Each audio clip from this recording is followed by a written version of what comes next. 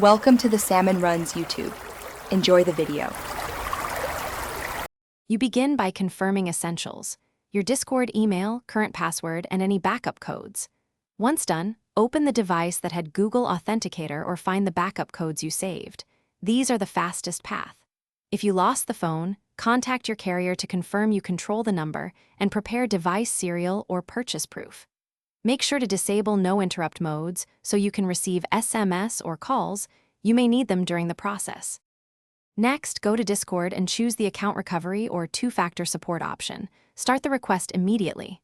Fill in required fields precisely and attach proof you own the account. ID, account creation date, or subscription receipts can help. Explain you lost access to Google Authenticator and include any backup codes or phone recovery details available. Once submitted, monitor email closely. Discord may ask follow-up questions, so respond. When Discord confirms removal of two-factor, immediately log in and set up Google Authenticator again. Scan the QR or enter the key, and then save the new backup codes in multiple secure places.